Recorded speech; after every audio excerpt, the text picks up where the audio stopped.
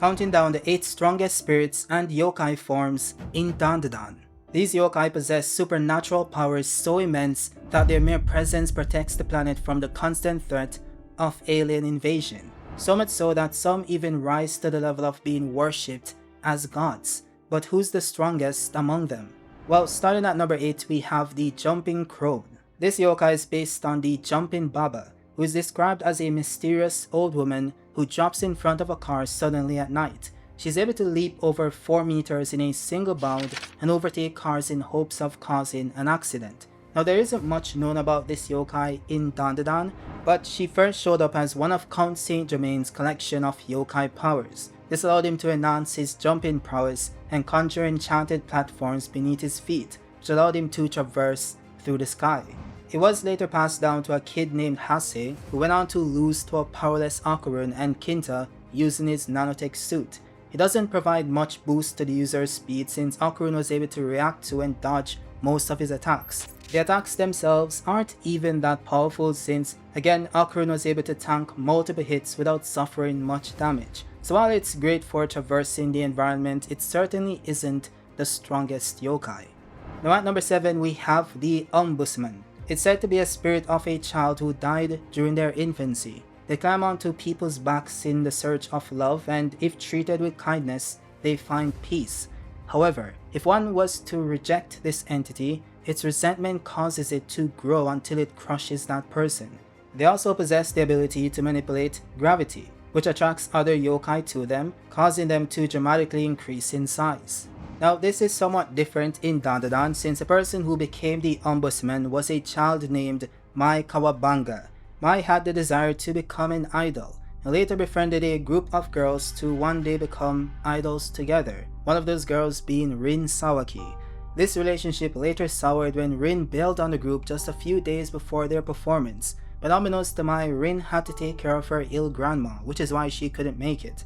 On her way to apologize, Mai and her mom tragically passed away in a car accident, and overwhelmed with the guilt and resentment for what she perceived as betrayal, Mai began to haunt Rin as an Umbusman. Now, after she found peace and her spirit was released from the Umbusman form, Mai chose to stay by Rin's side as a guardian spirit. She isn't very strong, fast, or even durable, but her ability to manipulate gravity makes her a strong support in battle. Now, there's a range limit to her ability and it's quite small, but Mai notes that she can increase the range if she develops her singing ability. So one can simply cover her mouth or damage her throat, and she literally can't use her powers. Now at number 6, we have the Fairy Tale card. Now this yokai was once sealed within the Danmara, which was an inner world he created inside the cursed trunk. It is said that the Fairy Tale card came to be after a sorcerer sealed the evil of this world within the Japanese playing cards and had him locked away. His form comprises of multiple cards attached to black tendrils. The cards themselves show a mouth with a nose, an ear, a face, and what we later come to find out was his true form. He was sealed inside the trunk and couldn't break the seals himself, so he devised a plan to have the humans who got sucked into it to break the seals for him. In the end, he wanted to control everything and everyone, which is why he was sealed away in the first place. Now as for his abilities, he is quite broken. You see, the face of the Fairy Tale card has the ability to corrupt the minds of humans to take control of them. It allows him to control the bodies of his victims against their will, by forcing them to face their innermost trauma in an effort to mentally break their spirit. He can also bring out the full potential of his victims to use as his strength. However, as a consequence to them, the victim will die, at least in most cases. And there's also no limit for some reason Tatsu to the number of humans that he can keep under his control at any given time. Though there's one way to avoid this, which is by simply closing one's eyes, because his powers require eye contact for it to function. Also, if one faces that trauma and overcomes it, they can resist his control if he tries to use it against them once again. Now as for the other cards, they have the ability to remove the corresponding body part from the opponent or victim. So it pretty much has the ability to remove your mouth, ear, and eyes.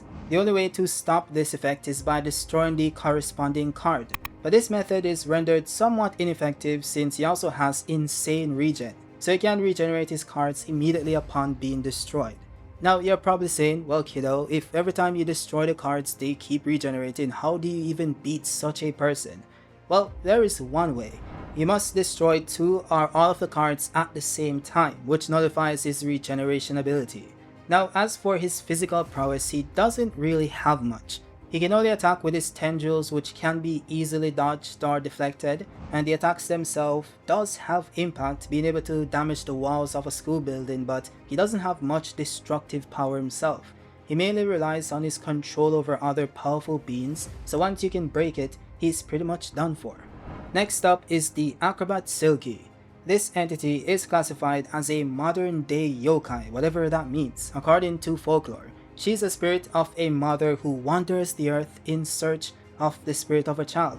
She's said to take the form of a tall woman in a red dress and a plate-like hat who moves like an acrobat. Now what's interesting about this case is that this yokai ended up consuming Ira, who is one of the characters in Dandadan, because she was a tad bit rude. She called her a monster, which actually led to her dying.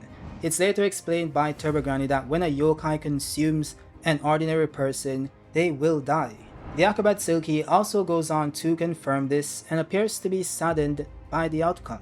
She later remembers that her true purpose was to protect Ira, as she believes Ira to be the daughter that was taken from her. She then offered to give her aura to Ira, and that is because 2 living things and aura is akin to a battery, so she hopes to replenish Ira's depleted aura with her own. Momo then used their somewhat unusual powers, which by the way is most likely linked to her being part alien, but we'll save that for a separate video. But yeah, she was able to form a link between Acrobat Silky and Ira, which pretty much led to her resurrection, and Ira now possessing the powers of Acrobat Silky. She also seemed to have full control of the form itself, which also implies that she retains the experience of the past user per se. With that said, what about her abilities? Well, she's able to use her hair strands to form attacks strong enough to incapacitate multiple Seporian aliens at the same time. She's also very nimble, being able to dodge multiple strikes from the shrimp alien, and even got the upper hand at one point in the fight. With that said, while she's very strong and capable, that isn't really her strong suit.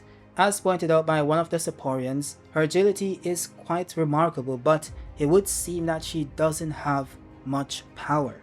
Even so, they still wanted to steal her banana organ, which proved to be, somewhat difficult. Now, she does get way stronger than this later on in the manga, as with everyone else. This happened after learning about spiral power. She then began to utilize this mechanic in conjunction with her yokai powers to improve her offense. That is because, as explained by Turbogranny, everything on this planet is made of spirals, and this mechanic can then be applied to anything, which leads to an increase in power. So using that power, Ira was able to shape her hair strands into drills around her legs to pierce through her opponents and penetrate tough materials such as suits of armor. Also, Ira's hair strands are a lot stronger than depicted in the anime so far, as she's shown to later be able to lift people and even cars with her hair strands.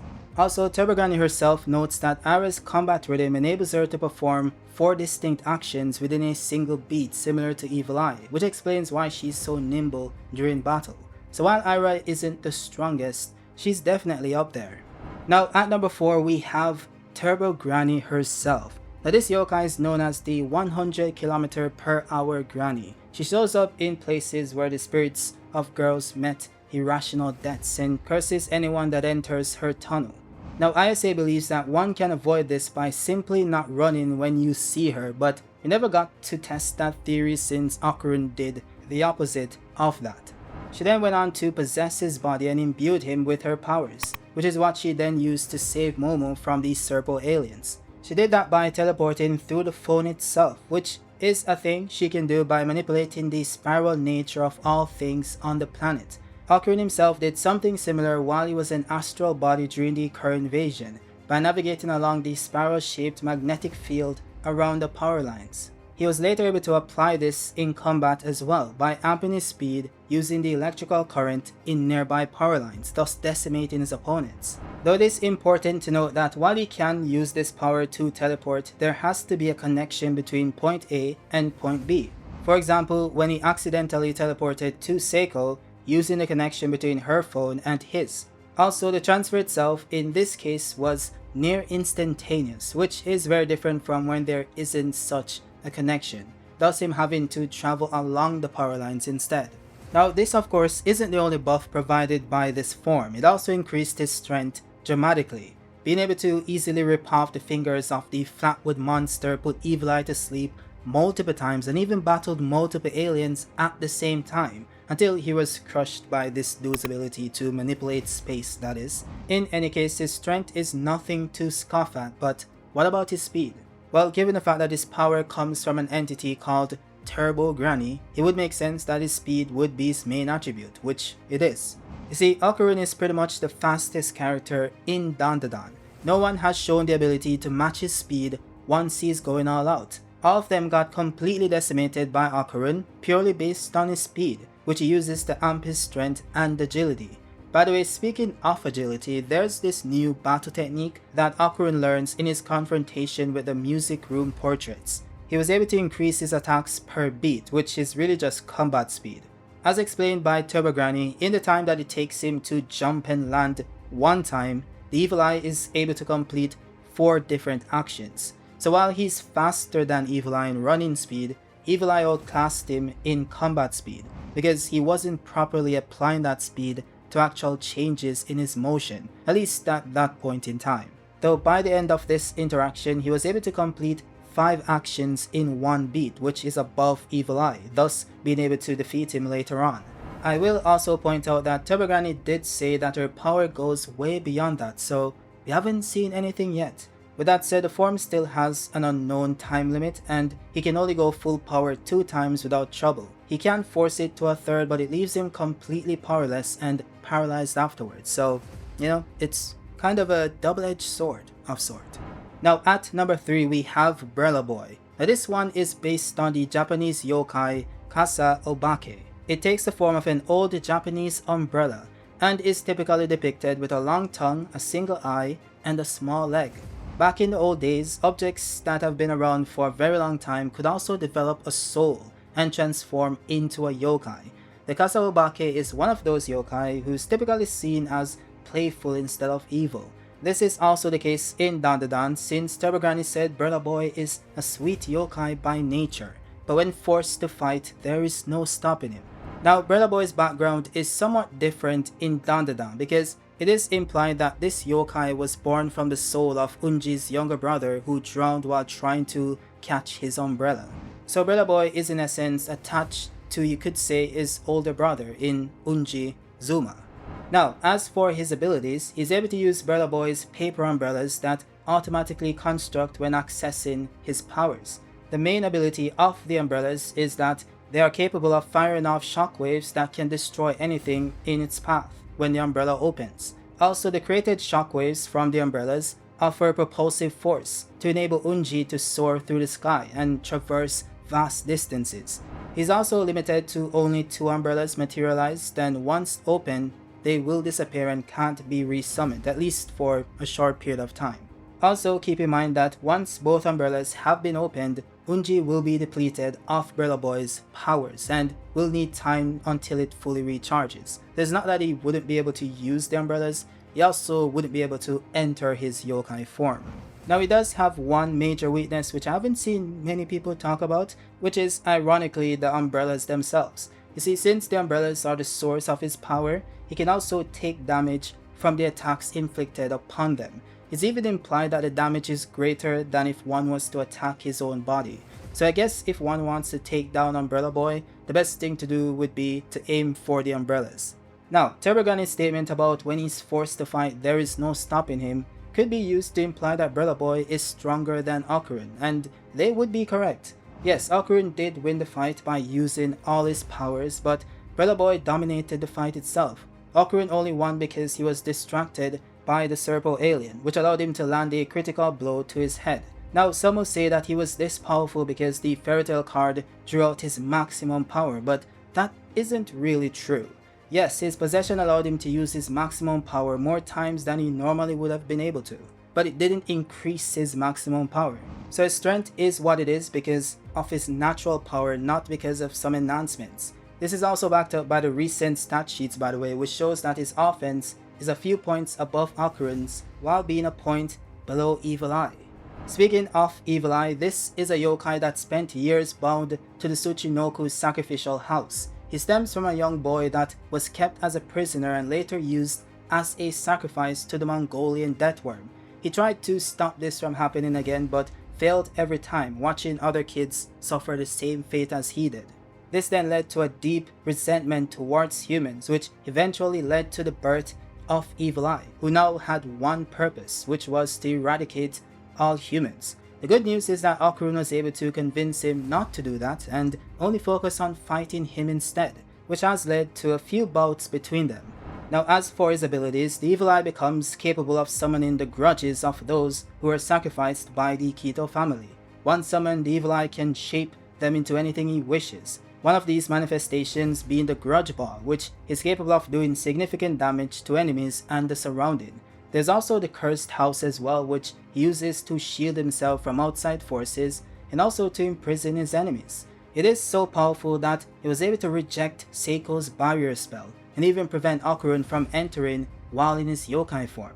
Though it is important to note that it can be broken if enough damage is done to it, so it's not impenetrable. Now, I know that some will say that Okarun is stronger because he defeated him back in the Cursed House, but he needed over 100 hits to do that.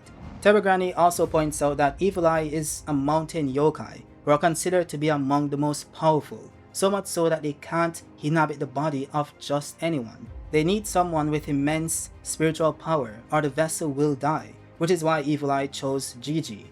I mean, Granny herself said that she would choose Gigi over Okarun in a heartbeat, which by the way also supports the idea that Evil Eye is stronger since Okarun's body is able to handle Tebagrani's power, but he wouldn't be able to handle Evil Eye. She also outright said that Evil Eye is still an infant, which is why they were able to beat him. Over time, he will get stronger than all of them, which will become more troublesome, and it did.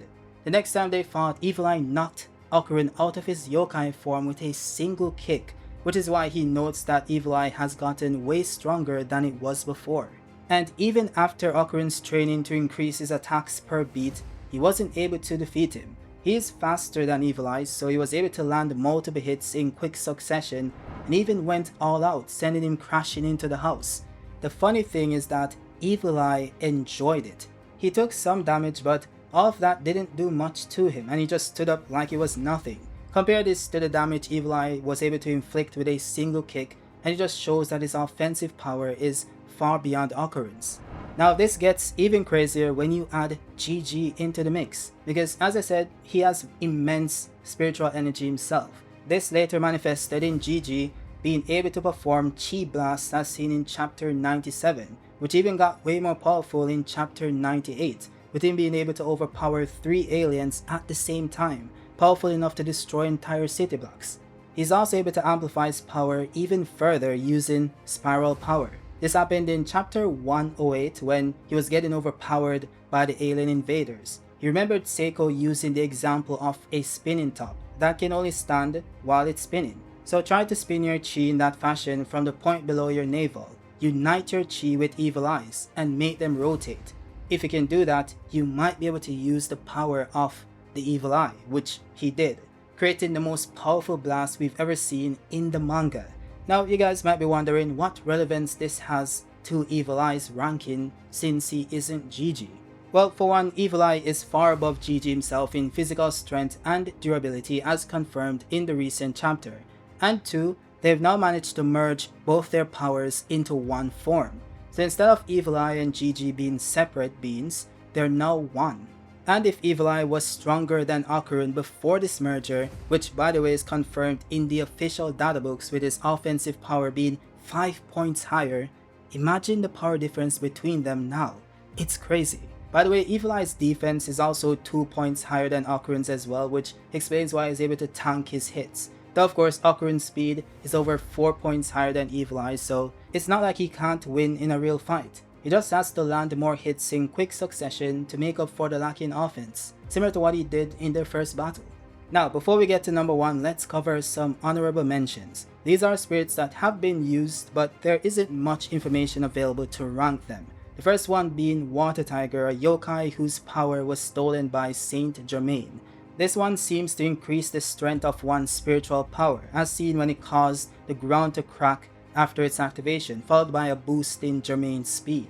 The next one is Black Hair Cutter, which seemingly increases the cutting power of Jermaine's blade and caused it to emit black lightning. There's also the Hokkaido yokai Seiko fought with Turbo Granny. Not much is known about it aside from it having great durability and the power to use black mist. Now based on when this video is published, there's also a new yokai, a new smoke yokai named Inenra. He has the ability to turn his body into smoke on contact, which means no one is able to touch him while he can still touch them. This was however short-lived since Gigi was able to do it using spiral power and now has merged his essence with Evil Eye to make it even more effective. So while we can say that Inenra is simply stronger than Evil Eye because he was able to dominate him, I'm not gonna say that until we see the upcoming fight since he'll actually be able to touch him this time.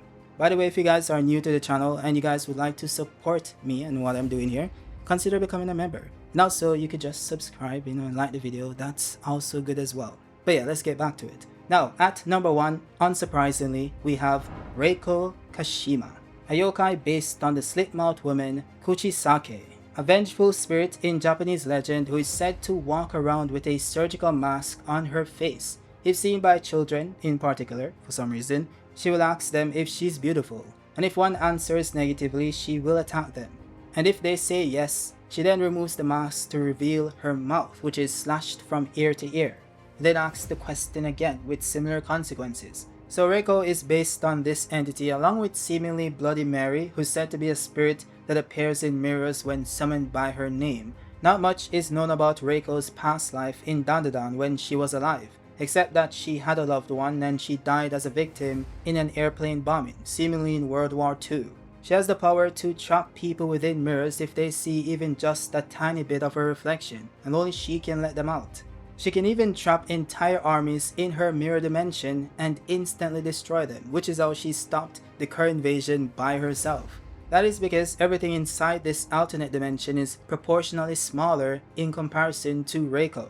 She can also use the mirrors to extend her attacks by putting her hand inside the mirror and have it come out on the other side of any reflective surfaces, such as a shard of glass. She can also use mirrors to possess people for some reason, but only as long as the mirror itself isn't covered. So one can simply cover the mirror to break the bind. In addition to that, she can also see into people's hearts and know their true feelings, which is how she knew to use Aisei's feelings for Okarun to bait her. So as you can see, her powers are insanely broken, but defeating her can be a lot easier if one was able to separate her from her mirror, which isn't easy. Even so, she's just blatantly stated to be the most powerful yokai in Dandadan, along with her offensive stats being points above Evil Eye, so there isn't much debate.